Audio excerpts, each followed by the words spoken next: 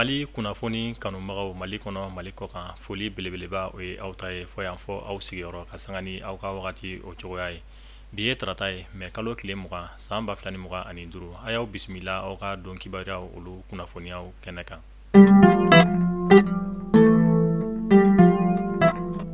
Kunnafoni daminɛna an b'aw ladɔnniya k'a fɔ an ka gouvernement ɲɛmaa général de division Abdoulaye Maiga kunun ko mais kalo tile 19 ale tun bɛ CICB ale kɔnɔna na an ka wasadenw olu ɲɛkɔrɔ ni o ye CNT membre ye walasa baara mun kan ka kɛ san 2025 fo ka taa se san 2026 ma ni o bɛ wele nanzarakan na programme d'action gouvernementale ale tun b'o ka o présenter CNT ma olu la kunun ko kunnafoniya olu y'a yira k'a fɔ gouvernement ka membre bɛɛ lajɛlen tun bɛ nin kɛnɛkofɔta in kɔnɔna na an ka premier ministre ɲɛmaa ni o ye général de division Abdoulaye Maiga a tilalen kɔfɛ a ka baara minnu kan ka kɛ san 2025 fo ka taa se san 2026 ma a tilalen kɔfɛ o baara ninnu ɲɛfɔli la an ka CNT maaw ye kunnafoniya olu y'a yira k'a fɔ an ka CNT maaw olu bɛɛ lajɛlen sɔnna nin baarakofɔta in ma mun bɛna kɛ san 2025 fo ka taa se san 2026 ma an b'aw ladɔnniya k'a fɔ fɛn mun ye nin baarakofɔta ninnu ye a projet bɛ t'i jɔ fɔ projet 240 ɲɔgɔn ko la.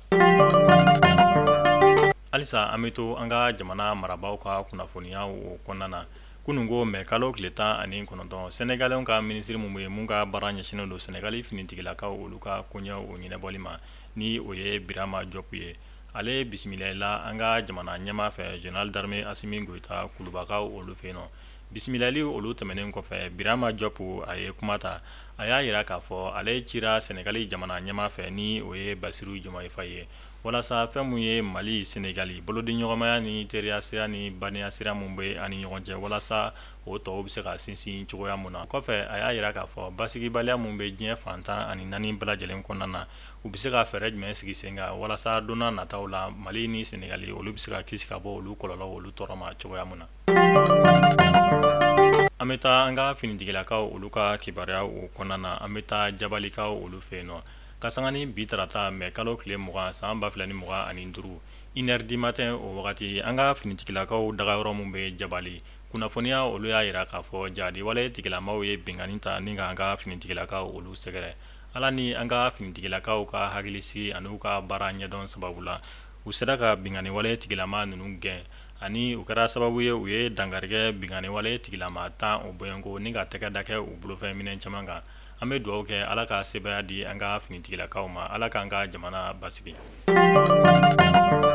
Couche Apinaisa ale ye couche ye couche min ni a nana denmansaw olu lafiyali kama couche Apinaisa a ka magan wa n'i y'a don i den na fiɲɛ kɔni donyɔrɔ fɛnɛ bɛ a la n'i y'a don den na den bɛ nisɔndiya kosɛbɛ k'a sababuya kɛ farikolo o ye lafiya sɔrɔ couche Apinaisa n'i y'a don den na ko a ye ɲɛgɛnɛ kɛ ɲɛgɛnɛ bɔra couche fɛ o tɛ couche Apinaisi ye wa i y'a don i den na ko a ye den worokɔrɔla bɔsi o tɛ couche Apinaisi ye denmansaw a ye couche Apinaisi san aw ka galon bɔnda aw maa minnu bɛ yen nɔ ko aw mago bɛ a camion fa santa la u jabala filɛ Sotiba Sotelco ale masurunya la nɛgɛjuru sira 90 38 54 64 walima 65 66 58 58 couche Apinaisa denmansaw lafiya. Ayiwa Mali kunnafoni TV lajɛbaaw ni de bɛ dansigi kɛ a ka bi kunnafoniyaw la an sera ka mun sɔrɔ ko da kulo kan an b'a fɔ aw k'an bɛn donna nataw la kunnafoniya kura olu kɛnɛ kan ala k'an si jɔ ni ka o makɔnɔ.